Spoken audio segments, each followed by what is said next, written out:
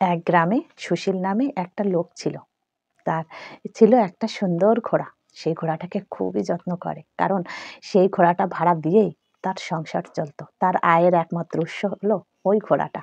তাকে ভালো মন্দ খাইয়ে হৃষ্টপুষ্ট করে রাখতো, আর ওই ঘোড়াটা ভাড়া দিয়ে যে টাকা পেত, ভালোই ইনকাম হতো তার। তার ভালোভাবেই সংসার চলে যায়।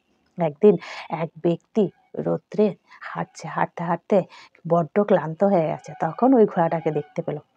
ঘোড়াটাকে দেখতে পেয়ে সুবলের কাছে এসে বলল, কি হে ভাই, এই ঘোড়াটা তুমি ভাড়া দেবে?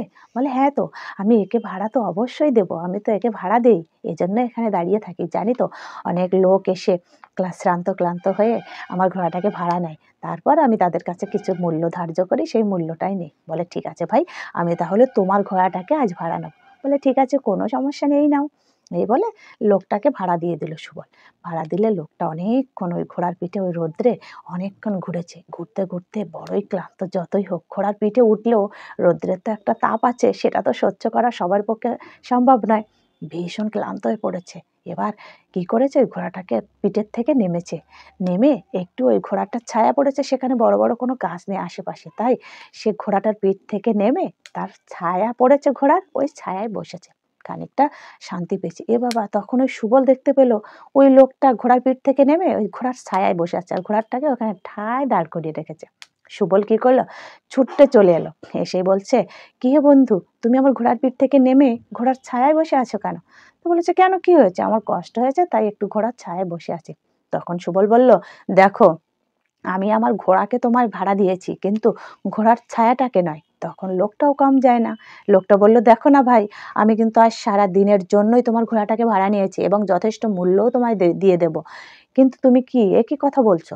আমি তোমার ঘোড়ার ছায়ায় বসি আর তোমার ঘোড়ার পিঠেই বসি, তাতে তোমার তো কোনো কিছু যায় আসে না। আমি যেহেতু তোমার ঘোড়াটাকে ভাড়া নিয়েছি। তখন সুবলও কম যায় না, বলে, দেখো হে ভাইয়া, তোমার ওসব কথাই আমি শুনছি না। আমি শুধুমাত্র আমার ঘোড়াটাকেই তোমায় ভাড়া দিয়েছি, কিন্তু আমার এই ঘোড়াটার ছায়া আমি তোমাকে ভাড়া দেইনি। এই এক কথা দু কথা দুজনের ভেতর ভালোই তর্কাতর্কি। দুজনের মধ্যে তো বেশ ঝগড়া লেগে গেছে। এক পর্যায়ে ঝগড়া থেকে মারামারিতে পরিণত হয়েছে। দুজনের মধ্যে ভালোই মারামারি শুরু হয়েছে।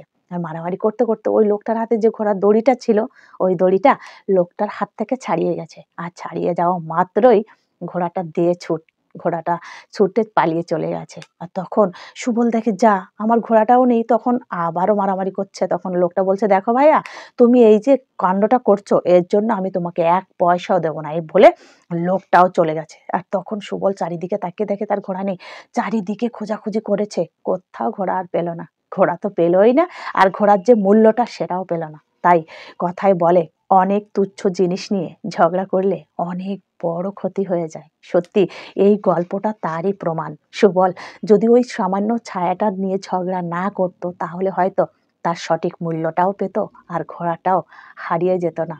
আর এই যে গল্পটা তোমাদের কাছে কেমন লাগলো, অবশ্যই অবশ্যই কমেন্টে কিন্তু জানাবে। যা হোক, একটা সুন্দর কমেন্ট তোমার কাছ থেকে আমি চাই, কেমন? আর হ্যাঁ, আজ তবে এখানেই আমি তোমাদের কাছ থেকে বিদায় নিচ্ছি। পরবর্তী কোনো সুন্দর গল্প নিয়ে আমি তোমাদের কাছে হাজির হব। আমি মালা 92।